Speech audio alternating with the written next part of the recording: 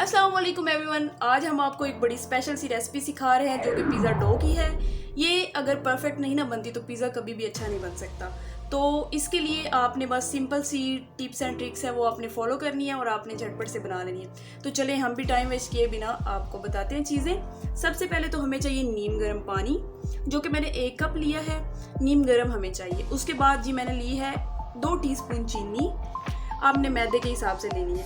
उसके बाद मैंने लिए 1 टेबलस्पून ऑयल और इंस्टेंट ईस्ट हमें चाहिए, हर जगह से अवेलेबल होती है। आपने ये ले लेनी है 1 टेबलस्पून भर के। और उसके बाद जी हमें चाहिए 2 कप मैदा, जिसमें मैंने थोड़ा सा नमक डाल दिया, हाफ टी स्पून के करीब नमक डाल दिया। तो चले सबसे पहले हम पहला स्टेप देख लेते हैं। मैदे को करते हैं एक दफ़ा साइड पे और पानी आगे करते हैं और इसमें डाल देते हैं सबसे पहले चीनी। ये डाल दी हमने और ऑयल भी साइड पे कर देते हैं और इसमें डाल देते हैं ईस्ट। सारी हमने डाल देनी है और इसको मिक्स कर देना है और 10-15 मिनट के लिए हमने इसको कवर करके छोड़ देना है। देखिए इस तरह से 5-10 मिनट में पानी जो है ना ये सारा फूल के ऊपर आ जाएगा, फिर मैं आपको दिखाऊंगी। तो चले 5-10 मिनट के बाद मिलते हैं। अच्छा व्यूवर्स, देखिए ये पानी फूल के कहाँ तक आ चुका है और अब हमने इसका अगला स्टेप देख लेना है। तो जल्दी से वो भी कर लेते हैं। इसको करते हैं साइड पे, मैदा आगे कर लेते हैं। ऑयल को भी हमने एक साइड पे ही रखना है क्योंकि अभी इसकी हमें ज़रूरत नहीं है। ये देखिए थोड़ा सा नमक है, इसको हम मिक्स करेंगे पहले अच्छी तरह से हमने मिक्स करना है और इसमें पानी ऐड करते जाना है, ये वाला जिसमें हमने ईस्ट डाली थी। देखिए इस तरह से। और थोड़ी सी हमने सॉफ्ट डो गूंदनी है इसकी।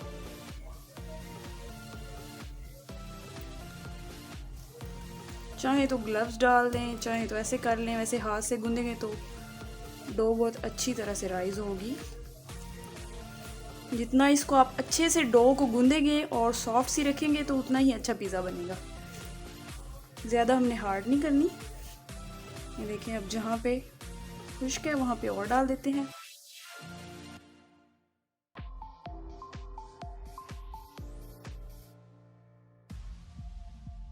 ये देखिए इस तरह से। अभी थोड़ी सी आपको लगेगी हाथों को चिपकनी चाहिए इस पॉइंट पे ना, इसके बाद ये राइज होके फिर ठीक हो जाएगी।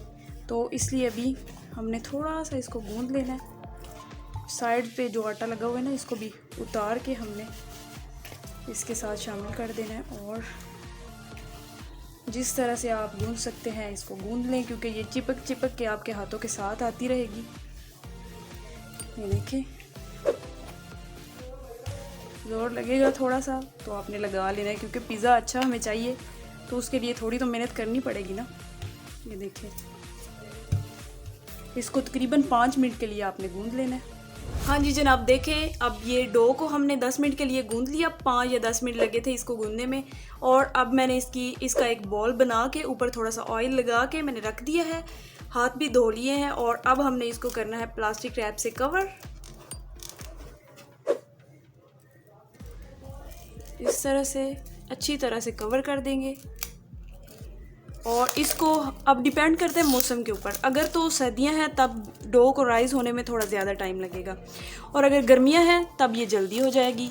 तो अब क्योंकि गर्मी का मौसम है इसलिए डो को हमने प्री हीट थोड़ा सा ओवन को करके उसमें रख देना है। तकरीबन घंटा या 1 घंटा और 30 मिनट लगेंगे इसको राइज़ होने में। तो जैसे ही राइज़ होगी फिर ये पिज़्ज़ा बनाने के लिए तैयार होगी। बहुत ज़बरदस्त सी रेसिपी है, आपने फॉलो कर लेनी है।